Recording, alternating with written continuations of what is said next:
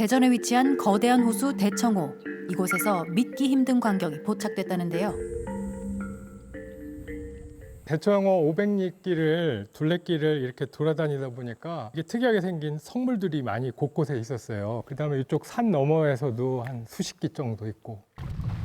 저기 뭐 네모난 게 있는데? 직접 현장을 찾은 제작진. 저 멀리 낯선 형체 하나가 시선을 끌었습니다. 소문의 정체불명의 석조물과 마주한 건데요. 세월의 흔적이 묻어나는 표면이지만 반듯한 직사각형 형태를 유지하고 있습니다. 그러네요.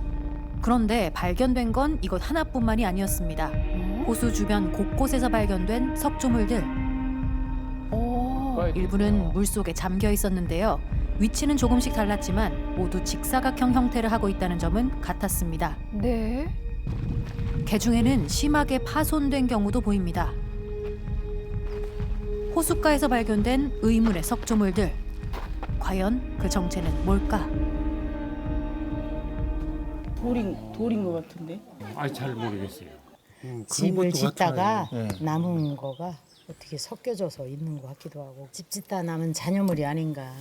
근데 이게 인위적인 구조물 같은데 자연적인 것은 아니고 성곽이다고 하면은 뭐 어떻게 지형에 따라서 이제 만들어 놓거나.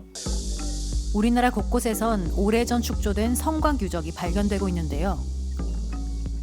그렇다면 이 석조물들도 옛 건축물의 흔적일 가능성은 없는 걸까? 건축 분야 전문가의 의견을 들어봤습니다. 이 기둥이 박혀 있다고 한다면 그 기둥하고 쭉 연결이 돼 있는 그런 그 질서가 있는데 거기는 그런 질서는 보이지는 않아요. 그런데 거기 보면 밑에가 전부 다 비어버렸잖아요. 지금처럼 이렇게 돼 있는 것은 건축물 형태라고 보기는 좀 어려워요. 건축물의 잔해로 보긴 어렵다는 설명. 뭐죠? 그런데 그때 이것도 비슷한 게 있는데 이거 네모난데? 내부가 훤히 드러난 석조물을 발견했습니다. 자세히 살펴보니 내부를 나무 판자가 둘러싸고 있었는데요. 겉모습은 처음 발견한 석조물과 비슷하지만 이번엔 내부가 그대로 드러나 있는 모습. 인근에선 나란히 놓인 경우도 발견됐습니다.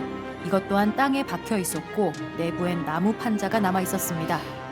궁금하네요. 대체 이 내부 공간은 어떤 용도로 만들어진 걸까? 이건 수로 같고 만든 수로네. 물 물고 수로? 저기 빠지는 데인데 이게 막혔네 지금 다. 물가에 놓여 있고 내부엔 통로처럼 공간이 뚫려 있는 석조물들. 혹시 물길을 다스리기 위한 시설은 아니었을까? 복통이라고 그래가지고 소규모 농업용 저수지 같은 경우는 이렇게 물을 빼는 이제 배수 시설이 있지만 초당 톤 단위의 물이 왔다 갔다 해야 되는데요. 대청댐과 같이 큰 댐에는 그렇게 조그만 소규모의 배수 시설은 존재하지 않습니다. 수로 시설로 보기엔 규모가 너무 작단 겁니다. 그렇다면 이 석조물들은 대체 무엇을 위해 만들어진 걸까? 그런데 그때 어디선가 본 듯한 익숙한 형태의 돌 하나가 시선을 사로잡습니다. 이건 꼭 묘지에 쓰이는 상석을 떠올리게 하는데요. 예. 묘지? 재단인가 하여튼 네모 반듯한 그 있잖아요. 예. 그런 거 있는 거 보면 내가 볼 때는 산소였는지 뭔지 모르겠지만 가보시면 다 보여요. 땅바닥 이렇게 밑을 참 쳐다보시고 하면은. 그래요? 실제로 인근에선 비석의 잔해도 발견됐습니다. 묘지의 흔적과 호숫가의 석조물들. 서로 어떤 연관이 있는 걸까? 또 그거 같은데. 뭐야? 돌관. 시신을 안치하는 용도의 석관이 아니냐는 추정인데요. 그렇다면 내부에 공간이 있는 이유도 설명됩니다. 그렇죠. 과연 물가 곳곳에 흩어져 있는 이 석조물들은 정말 관인 걸까? 장례문화 전문가의 의견을 물었습니다. 조선시대에 회광묘라는 무덤 양식이 있었습니다. 조선시대를 대표하는 무덤 양식 중 하나인 회곽묘. 시신을 넣은 목관을 회곽으로 둘러 보호하는 방식입니다. 특히 양반가를 중심으로 사용된 장묘 방식이라고 하는데요. 목관을 해서 이제 안치를 한 후에 그 주변을 석회나 그 황토나 고운 모래로 섞어가지고 그 주변을 감싸는 구조입니다. 아무래도 이제 조선시대 유교식은 워낙에 고인에 대한 안전하게 보존하고 유지하려는 그런 이제 인식들이 많이 있기 때문에 대청호에서 발견된 이 석조물들 역시 회광묘로 추정된다는 겁니다. 여기도 아마 이제 묘가 한 분 한 분 요렇게 지금 모셔졌을 것 같고요. 그래서 아마 합작묘일 가능성이 있고요. 이렇게 나란히 붙어있는 형태는 합장묘로 보인다는데요. 시간이 흐르면서 훼손돼 현재는 회각 구조만 남은 것으로 보인다는 설명. 이쪽 부근은 군데군데 굉장히 상당히 많이 이런 묘제 양식, 그러니까 개장을 미처 못하셨던 것 같아요. 개장을 못하고서 이렇게 발굴된 것도 이거 꽤 여러 기가 있습니다. 후손들의 정성으로 조성됐을 이 무덤들. 어쩌다 지금처럼 물가에 남겨지게 된 걸까? 해외 일부 국가에선 화장한 유골뿐 아니라 시신을 바다에 매장하는 해양장 문화가 있는데요. 그렇다면 우리나라에도 이와 비슷한 장례 문화가 존재했던 걸까? 그런데 그때 뜻밖의 단서가 나왔습니다. 물 밑을 보면은 여기가 옛날에 마을이었다고 들었어 있어도 뭐 수몰 지역이니까 옛날에는 있었죠. 수몰되기 전에는.